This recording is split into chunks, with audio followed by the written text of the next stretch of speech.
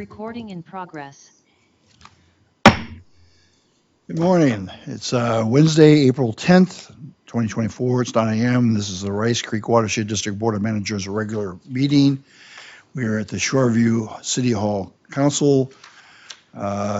Steve Wagaman did not feel well enough to join us today, but he's joining us remotely. As we did last time he did that, Steve will be more than welcome to participate, except for not to vote. So with that, any changes to the agenda? Staff have no changes. Does anyone else have any No, changes? sir.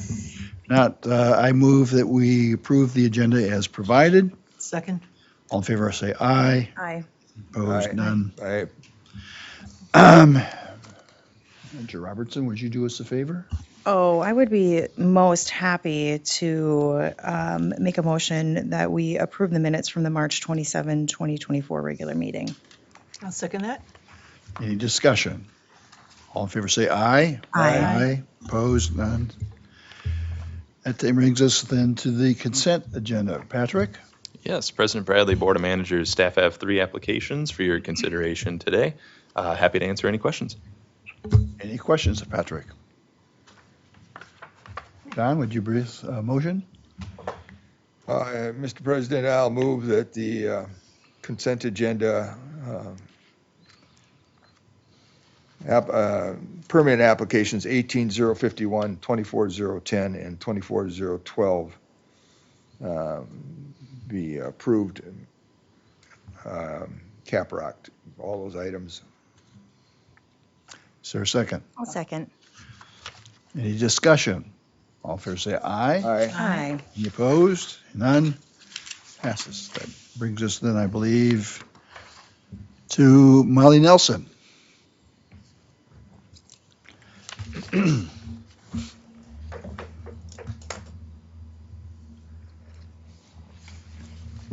right, good morning, Mr. President, Board of Managers. Today, we staff have 3 water quality grant applications for your consideration and review. We have 1 application located in Anoka County, A24-01, for the Coffee Shoreline Stabilization and Restoration Project, and then 2 applications in Ramsey County, R24-03, Krentz Shoreline Stabilization and Restoration, and then R24-04, the Presbyterian Church of the Way Rain Garden Treatment Train. I'm happy to answer any questions. I also have Brianna Keith from Anoka Conservation District and Nick Nealon from Ramsey SWCD to answer any technical questions. Anyone have a question? So, Mr. Chair, would you explain to us, Molly, why some are at 7,500 and another is at 20,000? Yes, so the Presbyterian Church of the Way Rain Gardens is a larger project. It is a treatment train of 3 large rain gardens. And staff and Ramsey SWCD met internally to discuss, and we think that this project is very beneficial for water quality and flood management. The numbers are significantly larger, and the cost of the project is significantly larger. So we came to a consensus, as with the CAC recommended, that we offer a higher grant amount. Thank you. Yes. I would note that we've done this a few times before, the churches in particular. Nick?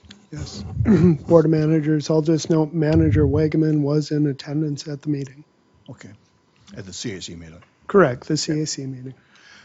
Can we have a motion then? Mr. Chair, I would move to approve the water quality grant consent agenda as outlined in the above table, which are application A24-01, R24-03, and R24-04, with, in accordance with the Rice Creek Watershed staff's recommendations based on established program guidelines dated April 4th, 2024. I'll second.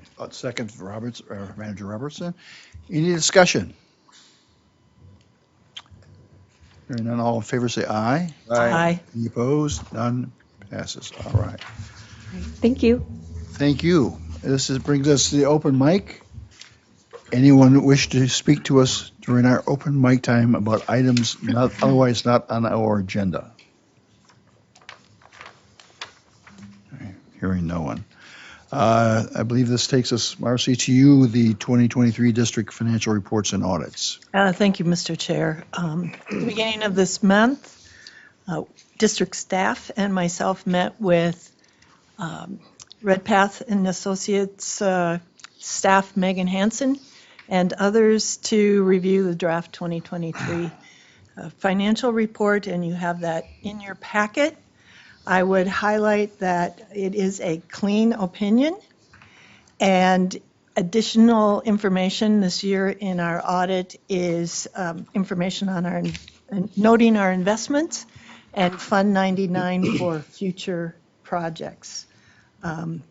We also talked about, let's see, items we wanted to mention coming up this coming year is the Centerville project, as well as bonding, the bonding efforts we're having. And Megan Hansen is on the line with us if we have any questions particular to this audit. And Megan Hansen is with Redpath, is that correct? Redpath, correct. So anyone have any questions of either Marcy or Megan Hansen? Mr. President, just for clarification, when Manager Marcy's talking about bonding, she's talking about the state bonding program, Exactly. not the district bonding. Yes, thank you. Yes. Our two activities for this Good coming year. clarification. Mr. President, I have a comment about Certainly. that. Thank you for the audit report, Miss. I just would ask the administrator when he has his meeting tomorrow afterwards, because he has staff meetings, that you take a little extra time and go to note number 7 in this audit report. It has to do with your pensions and the money. Ah, And I think it's a defined pension program. It's 3 or 4 pages in the report. And we have a lot of younger employees now, and even some older ones. And I ask that you take a little time, start to review that, understand how it works, and particularly pay attention to the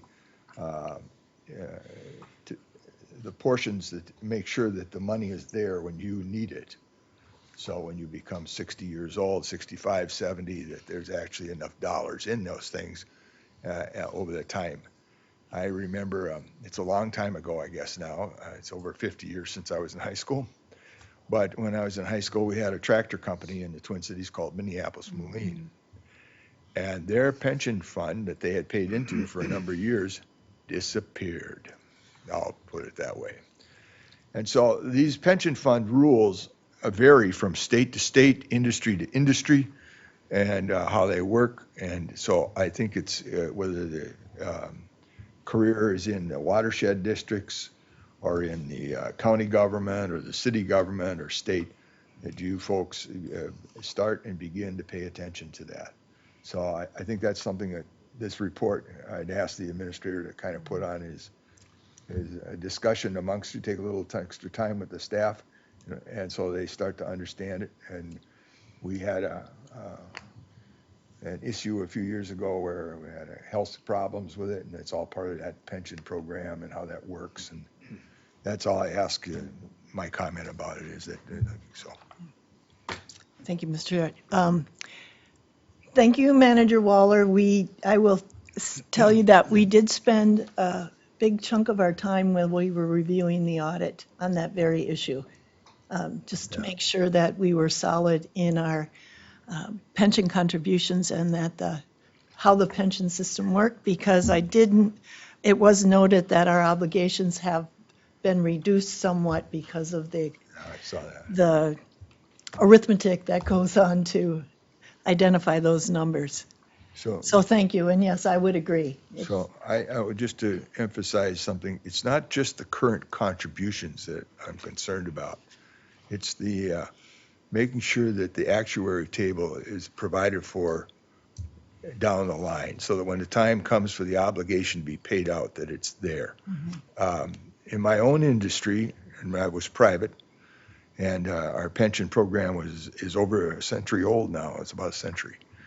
And so at various times, it's changed the rules like when you could take it, for example, or such. And so, and to make sure the money is there.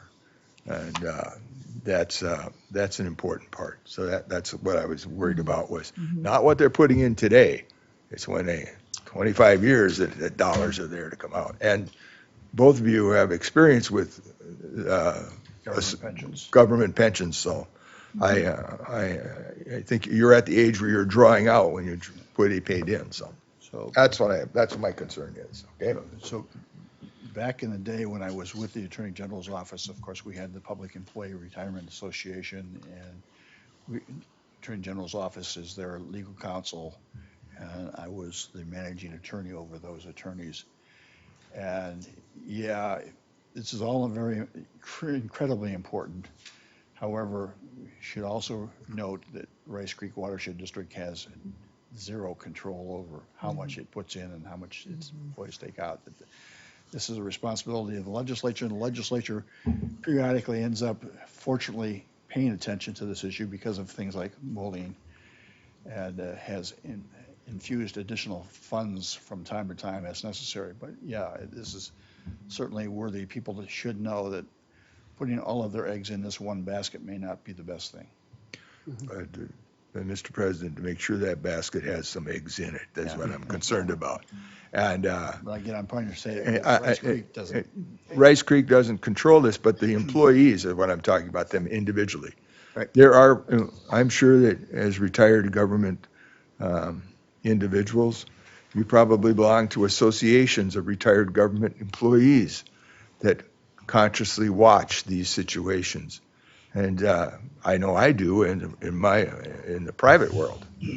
And so they watch all 50 state governments, they watch the federal government, they watch all this, because they've got nothing else to do when they're retired, right? Make sure your check is in the mail. So that's what I say to these young employees, that they should begin to and currently watch that and pay attention to those associations, which are that are active in the lobbying efforts to make sure that they're protected. Nick? Mr. I didn't mean to start a whole business here, but I mean, I'll leave it at that. Yes. Manager Bradley, Board of Managers, a couple items. Certainly recognize what Manager Waller and the rest of the board have been discussing. It's just numbers on paper until you come to draw it. Certainly the long-term viability, the solvency is a long-term fluid effort. It's ongoing, and one that interested parties should definitely pay attention to. I just, for the purposes of the record and echoing some of the discussion and certainly what Manager Wynant had shared about the audit report, I'll note we did hand out a new memo for the packet. It's available to the public. On page 68 of the packet is a communication of the auditor's professional standards. It identifies what the audit is about and what it is not about, the limits of their work. I'll note on page 140, again, of the packet, it's an examination of the district's internal controls, in that they did not find any deficiency on the internal control that they would consider a material work weakness for the district. And then finally, for the record, on page 142 of the packet is the letter on Minnesota legal compliance report, in that nothing came to the attention of the auditor that caused them to believe that Rice Creek District had failed to comply with the various provisions that we're obligated to follow. And those are all listed out there in that last document. So simply for the record and to point it out. Manager Wynant. So, Mr. Chair, we have such a smooth process of doing the audit because every day, all throughout the year, Teresa handles the financial information, and it's verified then or organized by RedPath. So this is a pretty smooth step-by-step conclusion to an annual financial record. And Megan is on the line if you want to hear anything from RedPath, from any.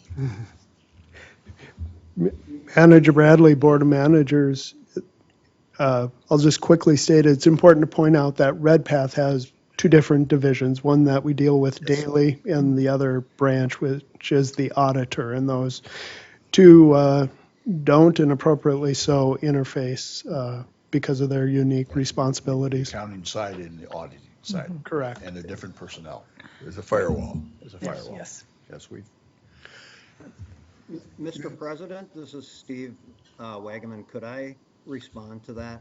certainly. Steve, welcome. Okay, thank you. I know that Marcy is on top of this, but I just wanted to back her up that I was the ex-treasurer, and the years that I was doing it, that it was also a big issue in every one of the audits that I was in. That was a major part of the audit.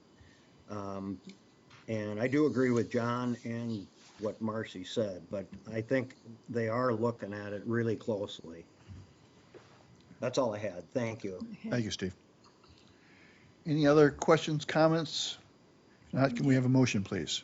Mr. Chair, I move to accept and authorize the filing of the Rice Creek Watershed District's 2023 Annual Financial Report and Audit. Is there a second? Second? Any discussion? All in favor, say aye. Aye. Aye. Any opposed? None. What does this get us to, Nick? And up to the check register, which is found on page 145 of your packet.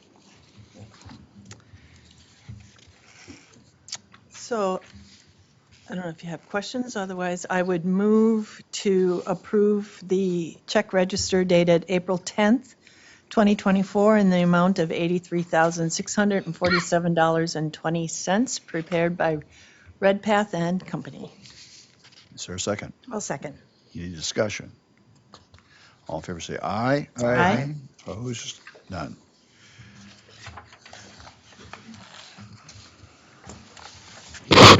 Excuse me. So this takes us, what, the district engineers report? Anyone have anything you want to tell us? Mr. Chair, Board of Managers, I'll just note that for Ramsey County Ditch 4, again, that's the repair effort that we're looking to do that mostly consists of clearing of trees along Ramsey County Ditch 4 from Oasis Pond going down to Little Johanna Lake. We do have that out for bids now, so it's currently being advertised, and we'll be having a pre-bid meeting in a couple of weeks, and then we'll be having a bid opening. I don't have the date in front of me at the moment, but we'd be looking to come back to the board in May for consideration of bids. Any questions of Chris? This or his report? If not, administrative updates? Yes, thank you, Manager Bradley. Board of Managers, a couple of items to note. Thank Houston Engineering for their good work on the behalf of the district on their own dime, their own cost. They've developed and applied for a couple of grants for the district. One is the storage that we were looking at. This is the Judicial Ditch 2 storage off to the side there, up in the northeast part of the district. And that is the Bowser competitive grant request that was recently out for volume storage. That was out of our resiliency study. We identified Jones Lake and also this area as potential. So some modeling there if we're successful to see what opportunities may exist. The second one application was for the MPCA, Minnesota Pollution Control Agency, Stormwater Resiliency Grant application. That's the one that was made note of for Jones Lake as an alternative. Some limitations there, but we'll see if we're successful either there or through our legislative efforts. Moving into that, we had our House File 4944 at the Capital Investment Committee. Representative Feist introduced the bill. I spoke of the need and the urgency. We did send a thank you and clarifying point about our phasing and staging of the overall project, and this was just a component of that work.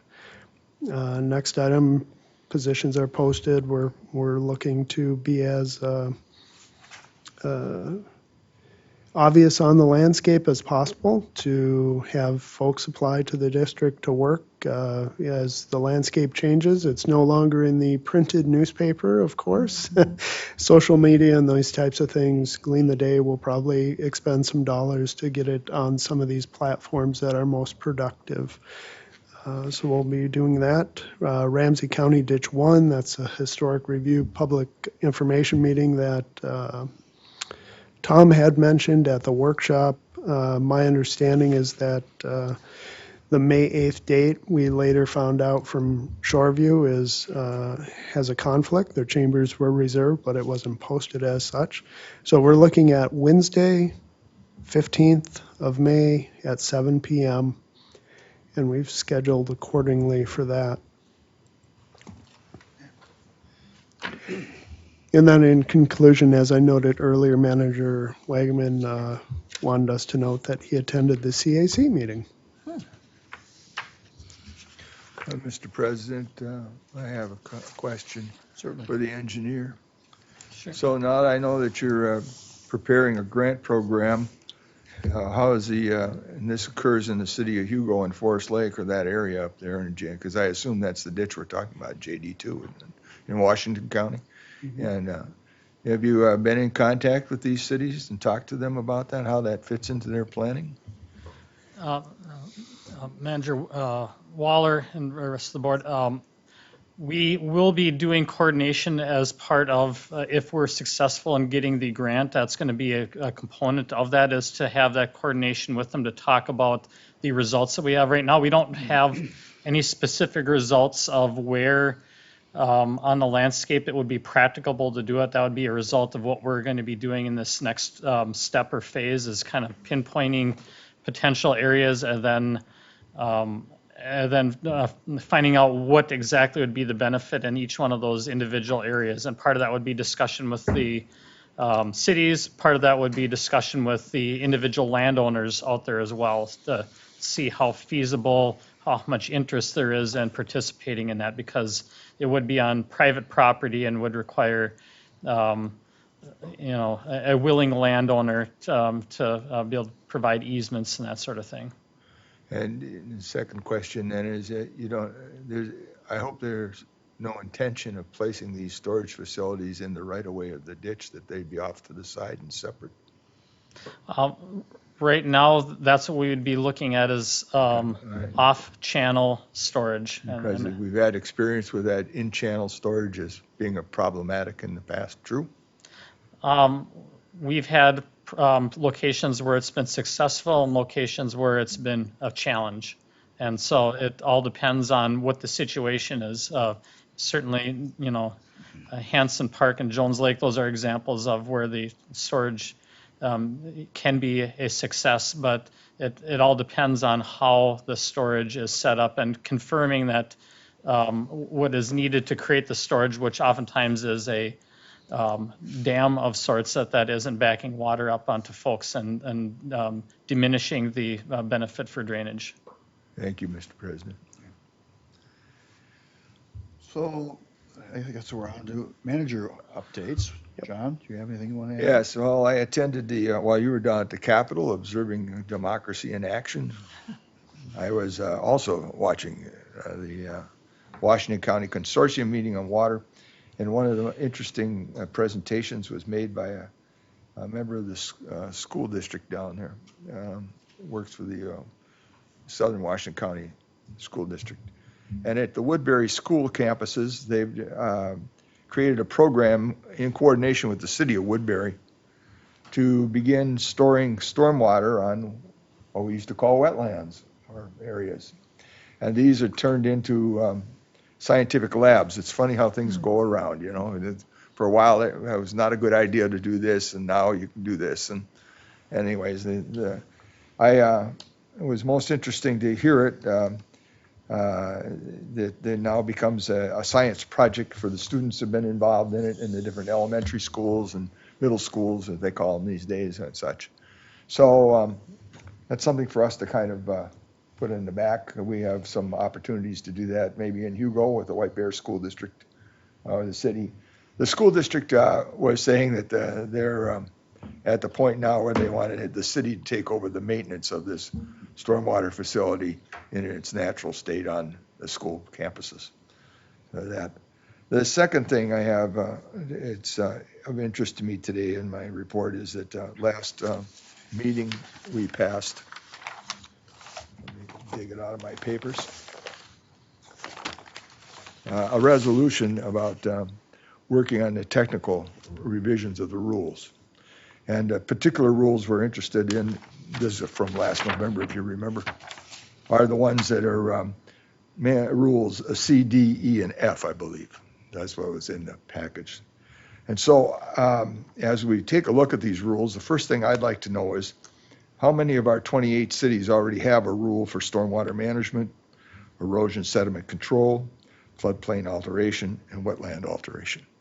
How many of those already exist?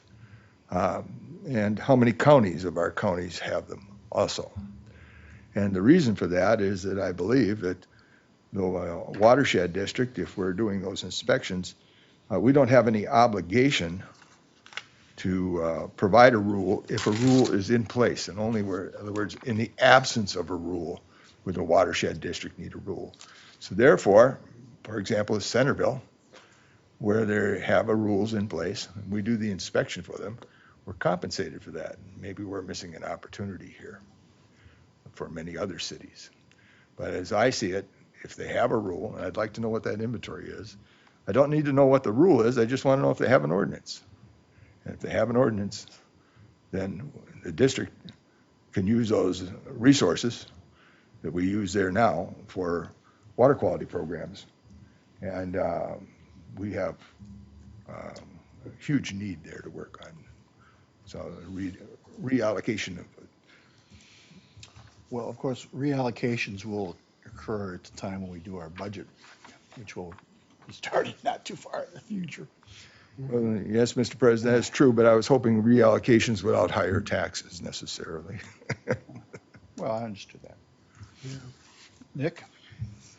Thank you, Manager Bradley, Board of Managers. Thank you, Manager Waller, for the thought. We'll develop a inventory and see what's out there. I'll note that the state has cast a broad net, so a lot of the MS4 permit requirements are that the district is held to are also those things that the municipalities are held to. The Watershed District exists to, within the defined hydrologic boundary, to set a standard by which the entire area is successful. So piecemeal by the political entities can be problematic for a unified solution, if you will. But a good point to know what they all have in place, if anything.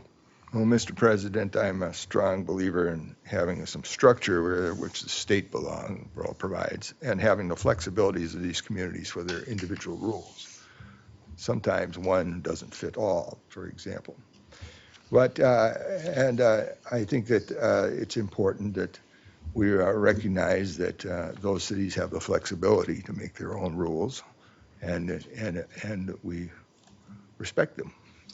Certainly, we should have a full understanding of the responsibilities of everyone involved in this process. And not have duplication. And try to be as efficient as we can. Are you, anything else, John? No, not this time. I guess that's what I'm concerned about, is that to take a look at that so that we can move forward. Like I said, the district only needs to have a rule in place in the absence of a rule from the county or from the city. So that's what the purpose of this inventory is for. I see our attorney is telling me that he would like to comment. Mr. President, Manager Waller, I think there's a distinction between kind of the legal framework and policy preferences that you may have.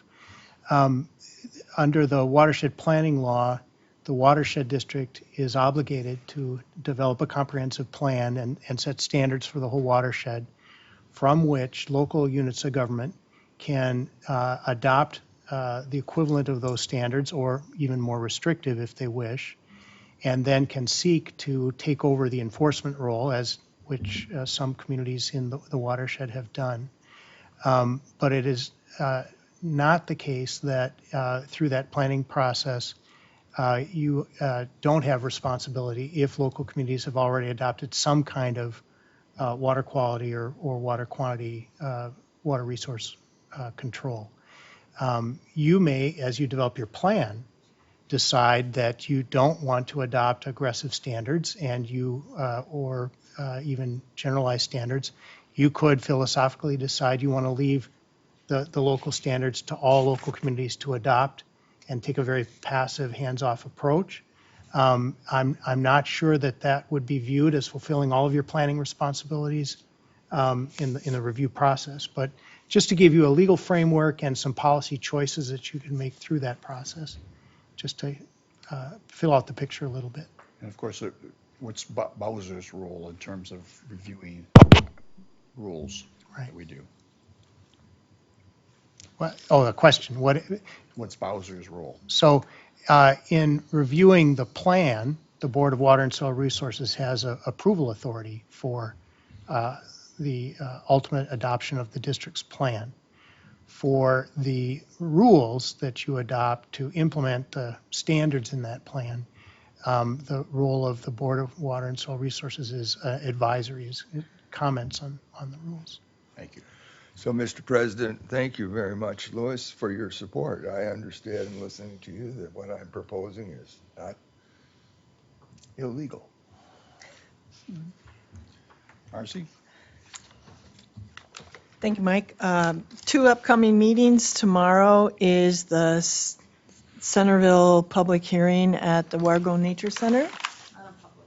Oh, public information meeting at 5 o'clock at Wargo. And then on April 16th is the Metro Min Watershed meeting at Capital Region. I think that starts at 7 o'clock, and that is in person.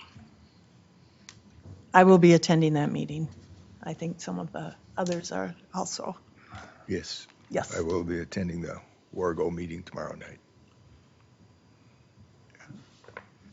Yeah. Tuesday night. Oh, Wargo, right, got it. You'll be attending that one and the the Metro Watershed meeting? I don't know about that one yet. Is Okay. that in person? That's in person this time. Oh, well, maybe I'll go. I like to go to the in-person one so I can see who I'm Of talking course to. you do. Yeah. That's it? I'm just having such a good time Well, it's your watching good all these other updates. I don't have any updates. I'm just happy to be here and Then it comes to me. I'm not sure if I will be able to make the Metro Watershed one. I have an infestation of Duluth relatives coming down about that, which is, of course, really good because 2 of them are granddaughters. So. Got it, all right. But that aside, I will also be attending the meeting in Centerville tomorrow, so I know it's been noticed. Yes. I want to note that Nick did just a superb job of presenting our request for money before the legislature. I thought it was one of the best presentations made that day. Mm-hmm. It was succinct. It was exhaustively broad in telling them, don't even think there's some other place we can get this money because we've already looked. And we had good support from the Representative Feist, who told us and gave us those sorts of suggestions for what to include. And Nick listened well and executed on those suggestions. So thank you for that. And just to note that we had a workshop on Monday, and Tom in his new capacity came and did a nice presentation to us. I was pleased at how that went. So that's all I have. And so I guess we're at a motion to adjourn unless someone has something To else. adjourn. Mr. President, could Yes, I? yes, Steve. I just wanted to say one thing. Thank you, Nick, for mentioning that I was at the CAC meeting, but I've got it straightened out, my mute problem here. So I just like Oh. to say that I did attend the CAC meeting and I thought they had a really good, thorough meeting. Most of it was on the water quality grant program applications and they were very thorough and you saw the results of it in the packet today. So I guess that's all I got. And the one last thing is congratulations to Tom. And that's all I have. Thank you. Mr. President, I echo the congratulations that you and the other members of the board have for Mr. Schmidt, and I make the motion to adjourn. I'll second that. All in favor, say aye. Aye. Aye. This is, I believe, close to a new record, if not one. Yeah. Thank you.